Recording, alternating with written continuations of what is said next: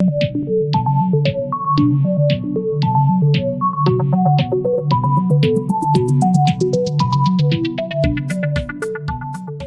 علیکم، یہ ویڈیو ہے سیرت النبی پر، جس میں آپ سیرت النبی قدم با قدم سنیں گے۔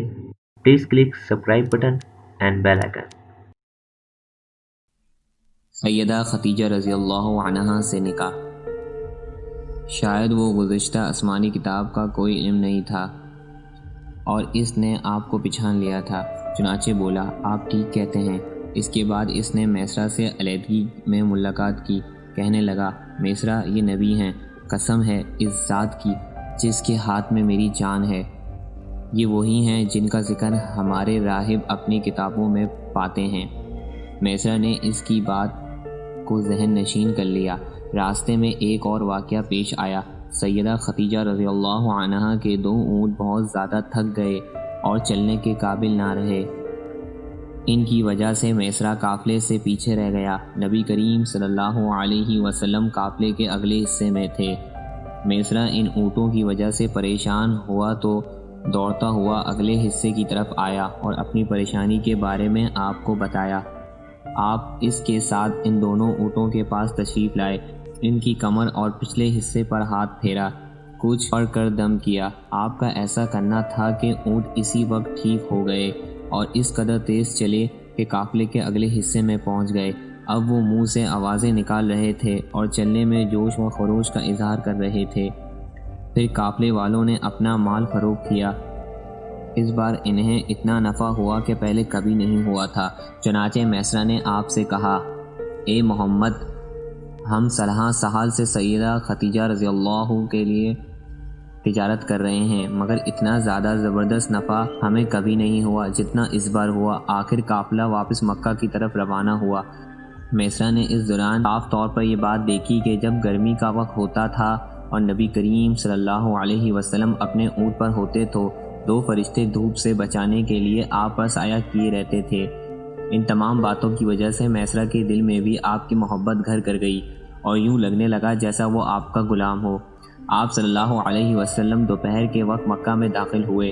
آپ باقی قافلے سے پہلے پہنچ گئے تھے۔ آپ سیدھے حضرت ختیجہ رضی اللہ عنہا کے گھر پہنچے۔ وہ اس وقت چند عورتوں کے ساتھ بیٹھی تھیں۔ انہوں نے دور سے آپ کو دیکھ لیا۔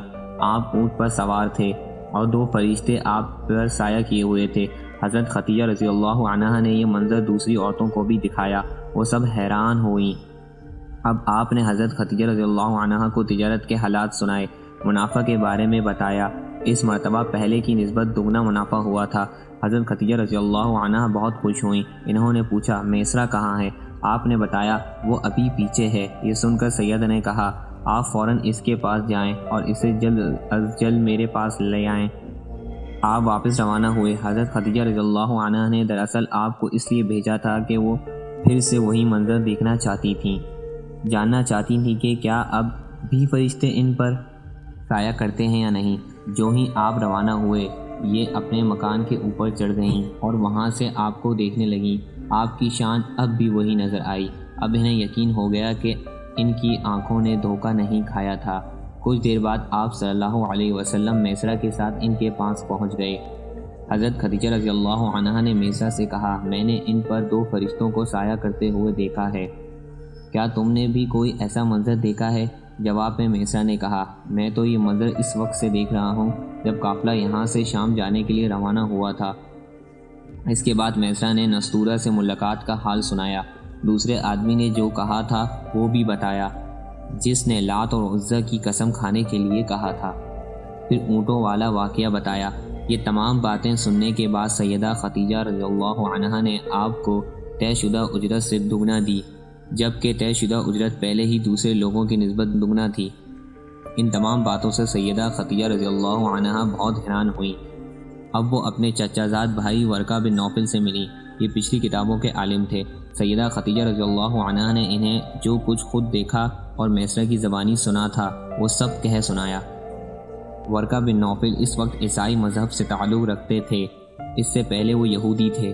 سیدہ ختیجہ رضی اللہ عنہا کی تمام باتیں سن کر ورقہ بن نوفل نے کہا، ختیجہ، اگر یہ باتیں سچ ہیں تو سمجھ لو محمد اس امت کے نبی ہیں۔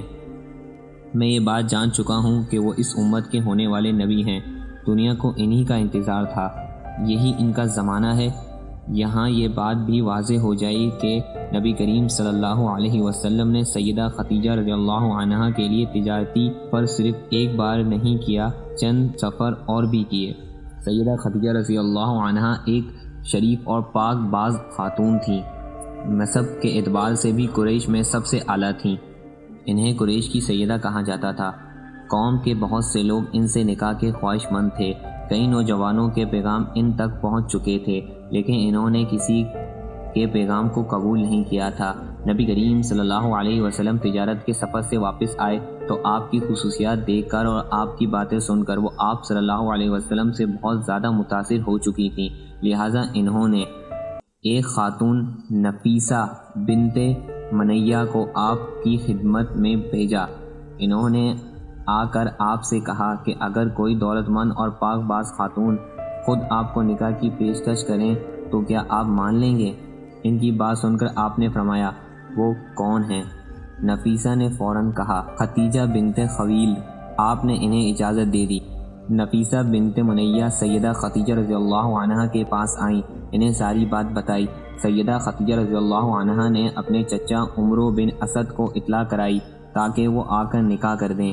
سیدہ خدیجہ رضی اللہ عنہا کی اس سے پہلے 2 مرتبہ شادی ہو چکی تھی۔ ان کا پہلا نکاح عتیق ابن مائب سے ہوا تھا، اس سے ایک بیٹی ہندہ پیدا ہوئی تھی۔ عتیق کے فوت ہو جانے کے بعد سیدہ کا دوسرا نکاح ابو حالہ نامی شخص سے ہوا۔ ابو حالہ کی وفات کے بعد سیدہ خدیجہ رضی اللہ عنہا بیوگی کی زندگی گزار رہی تھیں۔ انہوں نے آپ صلی اللہ علیہ وسلم سے نکاح کا ارادہ کر لیا۔